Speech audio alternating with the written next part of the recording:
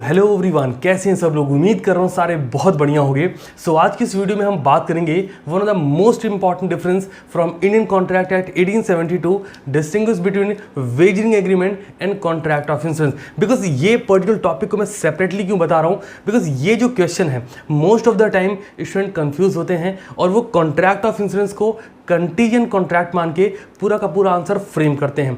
But believe me, अगर आप examination में क्वेश्चन फ्रेम होता है 5 to 7 मार्क्स का, तो आप कॉन्ट्रैक्ट ऑफ इंश्योरेंस को एज इट इज नोट करने वाले हो। So let's start from the very beginning. उससे भी पहले सर आप देख रहे होगे, आपकी स्क्रीन पे दिख रहा होगा टेलीग्राम का लोगो, क्लियरली मेंशन है 31,000 से ज़्यादा स्टूडेंट ऑलरेडी ज्वाइन कर चुके हैं। वहाँ पे मैं आपको नोट्स या फिर जो इंपॉर्टेंट क्वेश्चंस हैं या फिर जो आपके टास्क हैं वो वहाँ पे आपको दे रहा होता हूँ। तो अगर अभी तक आपने नहीं ज्वाइन किया है, चेकआउट कर लीजिए। स्टार्ट करते हैं। 7 पॉइंट के डिफरेंस रखने वाला हूँ और ये जो 7 पॉइंट होने वाले हैं, जहाँ पर कंफ्यूजन होंगे, जो लॉ के वर्ड्स होंगे, वो भी मैं आपको बताने वाला हूँ। तो अगर आपको ये पर्टिकुलर सीरीज़ पसंद आती है, मुझे कमेंट सेक्शन में ज़रूर से बताइएगा। Let's start from the very beginning. सबसे पहले पॉइंट पर बात कर लेते हैं कि एक्चुअल में कॉन्ट्रैक्ट ऑफ इंश्योरेंस और वेजरिंग एग्रीमेंट में जो मेजर डिफरेंस है वो है क्या सर। तो जरा ध्यान से देखिएगा। कॉन्ट्रैक्ट ऑफ इंश्योरेंस की बात करें, meaning it is a contract to indemnify the losses. अब जैसे मैंने बोला इंडेमनीफाई द लॉसेज, बच्चे के माइंड में कन्फ्यूजन,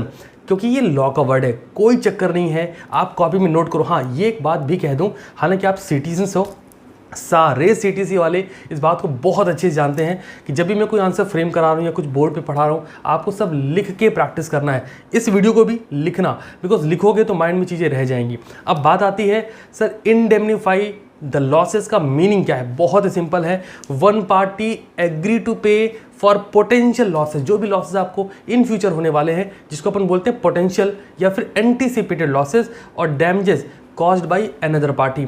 जस्ट इमेजिन, एक इंश्योरेंस कंपनी है, वहाँ से आपने इंश्योरेंस, चलो छोड़ो, आपने छोड़ो, दुखियारी लाल जी ने इंश्योरेंस ले रखा है, तो इंश्योरेंस कंपनी दुखियारी लाल जी को एंटीसिपेटेड जो पॉसिबल लॉसेज होंगे उसके लिए पे करने को रेडी है। इसी को हम बोलते हैं इंडेमनीफाई द लॉसेज।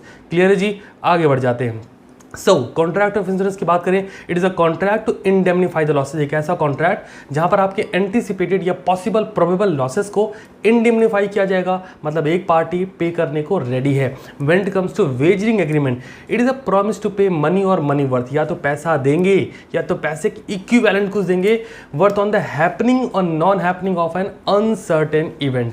पहला पॉइंट क्लियर है सर। सेकेंड पॉइंट पर मूव करते हैं। कंसिडरेशन क्या है। अगर हम बात करते हैं कॉन्ट्रैक्ट ऑफ इंश्योरेंस की, the crux of insurance contract is the mutual consideration. That means आप प्रीमियम पे करोगे, हम as an insurance company compensation pay करेंगे। क्लियर है जी, आप क्या पे करोगे, प्रीमियम, हम क्या पे कर रहे होंगे, कंपनसेशन, मतलब आपको होने वाले लॉसेस को हम इंडेमनीफाई कर रहे होंगे। When it comes to wagering agreement, there is no consideration between the two parties. कोई कंसिडरेशन नहीं है, it's just a gambling for money. बस सट्टा खेलना है। वो मूवी ध्यान आ रही है, इस बार छक्का ये मारने वाला, something like that. Now come to point number 3। Sir third और फोर्थ पॉइंट को फटाफट से चेकआउट करिए।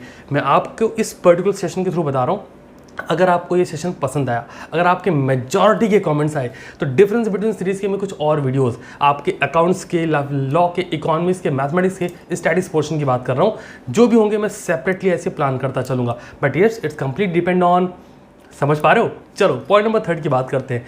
Insurable interest. यार देखो, जिसने इंश्योरेंस करा रखा है उसका इंटरेस्ट होगा, बट जो गैम्बलिंग कर रहा है उसका इंटरेस्ट कहाँ है, आओ चेकआउट करते हैं। Insured party has insurable interest in this life, in the life or property sought to be insured.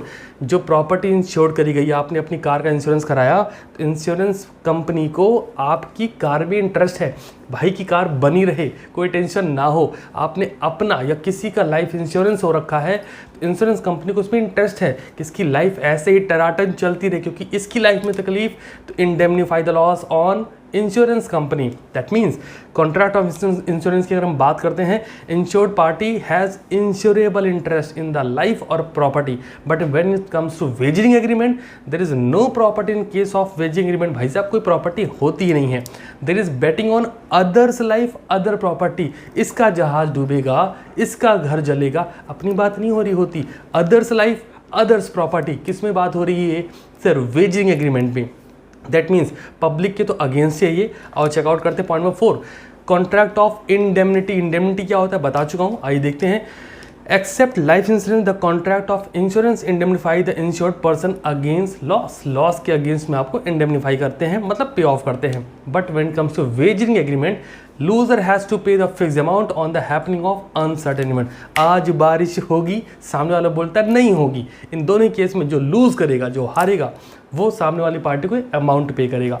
Now come to point number 5, enforceability. Obvious सी बात है, जहां पर हम बात कर रहे हैं कॉन्ट्रैक्ट को इंडेमनिफाई करने की, हमारी प्रॉपर्टी, हमारी लाइफ, तो बट ऑब्वियस है ये वैलिड कॉन्ट्रैक्ट होगा। देख लीजिए, it is a valid and enforceable contract. But when it comes to wagering agreement, पहली बात तो कॉन्ट्रैक्ट नहीं है, और एग्रीमेंट भी है तो it is a void and unenforceable agreement. पहला तो वॉइड है, अब वॉइड अब इनिशियो है, शुरू से ही बेकार है। क्यों है? पॉइंट नंबर 6 को पढ़ेंगे तो आपको क्लियर हो जाएगा। Premium, calculation of premium is based on scientific and actual calculation of risk. जैसा रिस्क होगा उसके हिसाब से उसको वैल्यूएशन करा जाएगा। जो भी आपके लॉसेज या फिर जो भी आपके प्रीमियम होने वाले हैं, जो आप monthly, quarterly, half yearly, yearly पे ऑफ करोगे, प्रीमियम को इवेल्युएट कर सकते हैं। बट आप वेजिंग एग्रीमेंट की बात करें, नो सच, भाई लॉजिक तो है नहीं यहाँ पे ना, no such logical calculation are required in the case of wagering agreement. Now come to point number 7 which is public welfare. और ध्यान ना, पॉइंट नंबर 7 के साथ साथ लास्ट में एक लाइन लिखी है, share with someone who actually need to say this.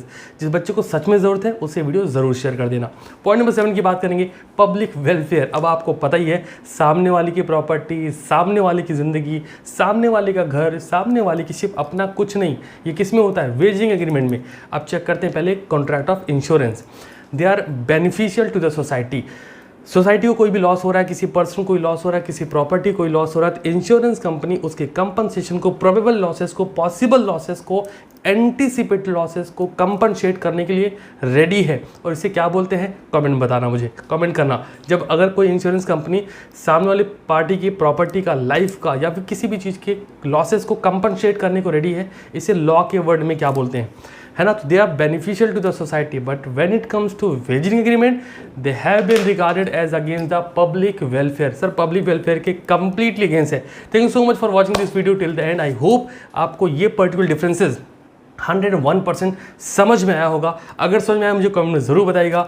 मिलता हूँ आज शाम को 7 बजे अपने पब्लिक, हम जो अकाउंटेंसी में जो टॉपिक कवर कर रहे हैं आज, उसका नेक्स्ट लेवल होने वाला है। मिलता हूँ शाम को 7 बजे, तब तक के लिए ख्याल रखिए, शानदार रहिए, और हाँ, पढ़ते ज़रूर रहिए।